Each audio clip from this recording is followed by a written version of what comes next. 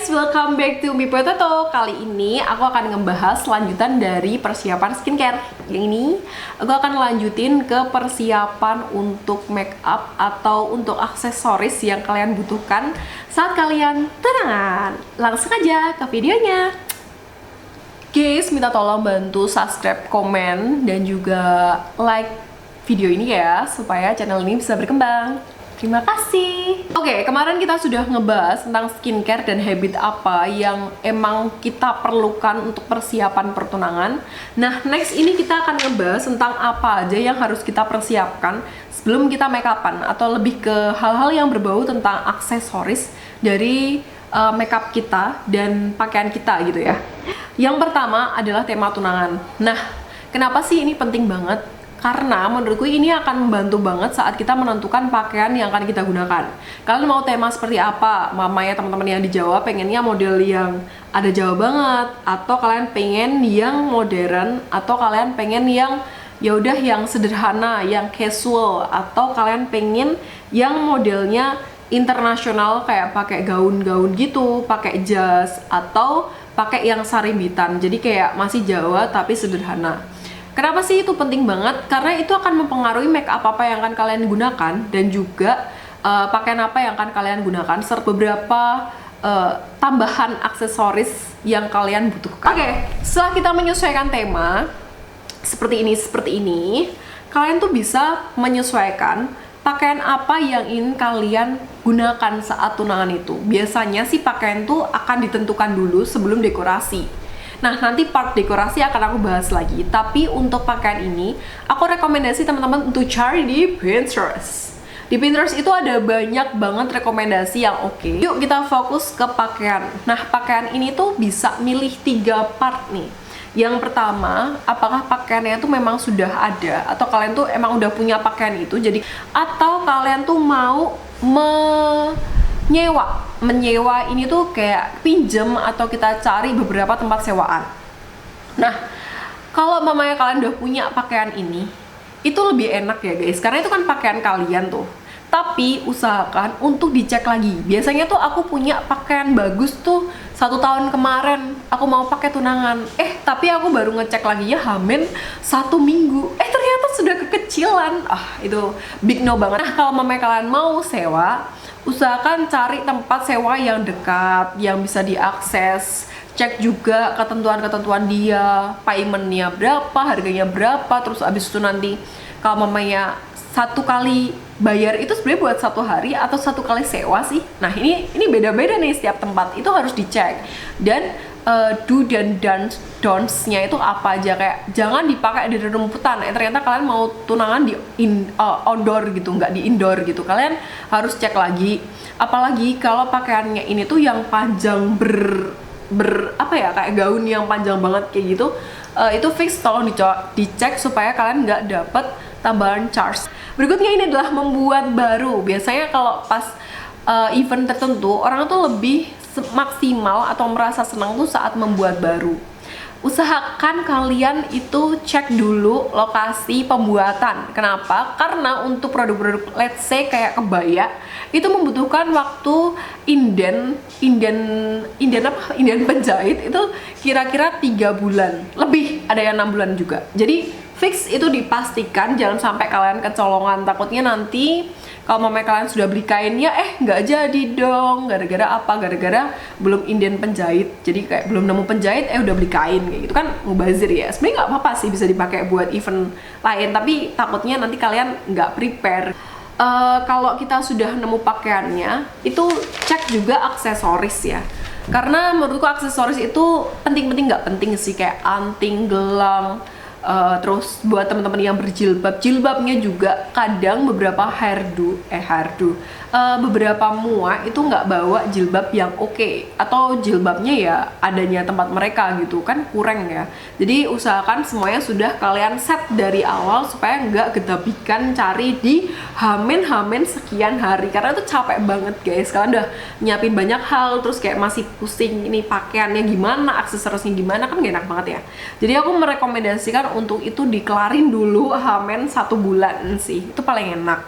Nah, Terus sepatu juga penting tuh, karena sepatu tuh sering dilupakan ya. Tapi kalau memang sepatunya kurang juga hasilnya kurang. Meskipun kalian tuh mau mendapatkan foto yang bagus tuh biasanya foto pas tunangan tuh sampai kaki kan. Jadi jangan sampai kalian lupa untuk mempersiapkan sepatu gitu ya.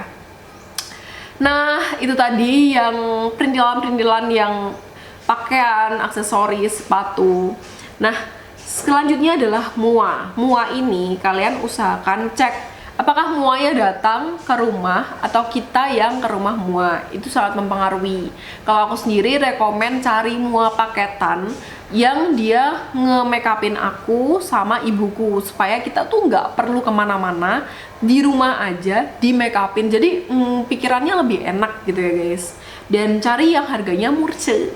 Itu penting sih menurutku, karena hemat money itu penting. Cuman jangan cari yang murce-murce banget.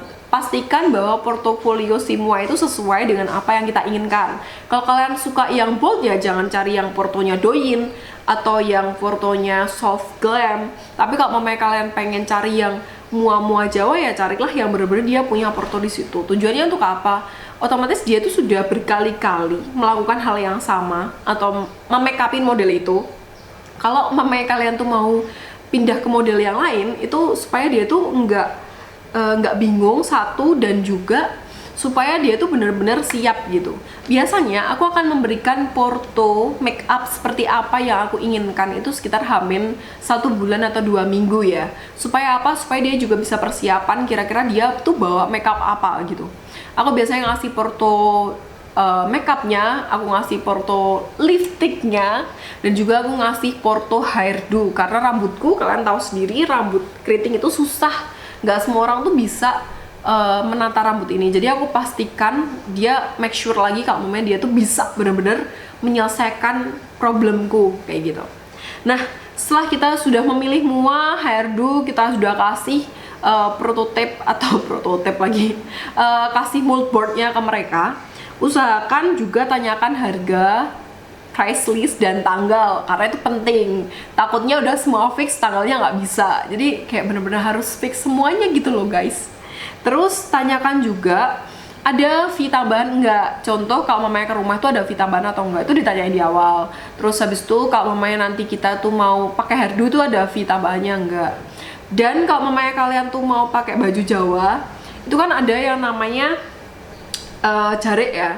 Itu tanyakan kalau makain jarik itu bisa nggak ya, atau kalau mamanya makein jari itu nambah berapa ya. Karena ada beberapa mua juga itu yang penggunaan jari itu dapat charge guys. Jadi kayak itu perlu dipikirin lagi supaya enggak boncos seperti itu. Nah, terus karena mua sebagian besar untuk tunangan dan juga untuk graduation, setauku tuh ya, tunangan, private, graduation itu belum dapat soft lens sama nail. Kalau mamanya nikah tuh biasanya dapat itu, tapi kalau mamanya untuk tunangan dan graduation tuh biasanya belum.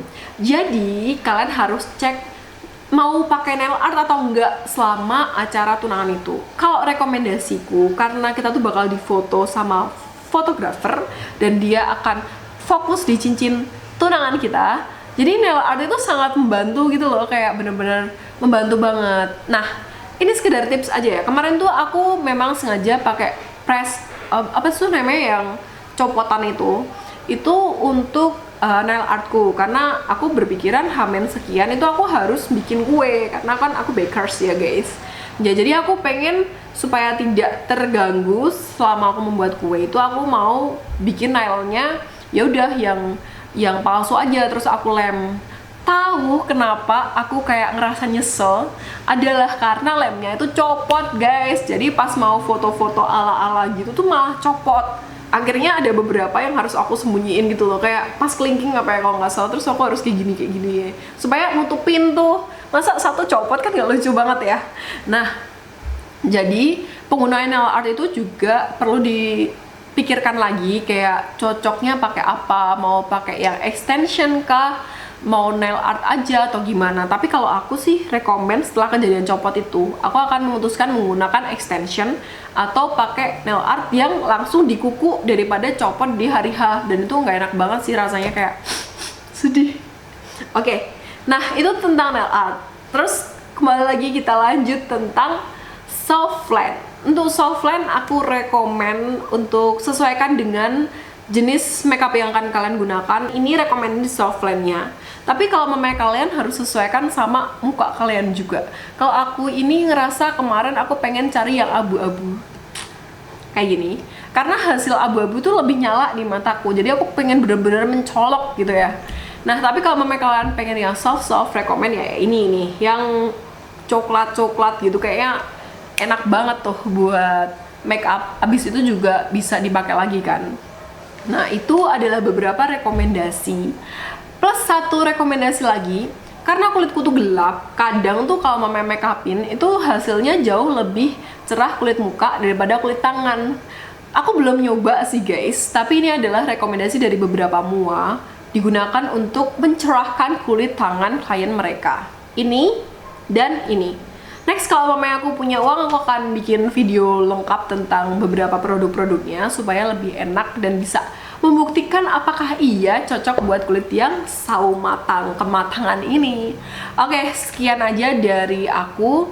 Semoga bisa bermanfaat, bantu. Ini beberapa referensi persewaan pakaian yang ada di Jogja, mua yang ada di Jogja, hairdo yang ada di Jogja, dan juga itu kan DP-nya ya sama nama-namanya. Terus dan juga toko softline yang ada di Jogja deh.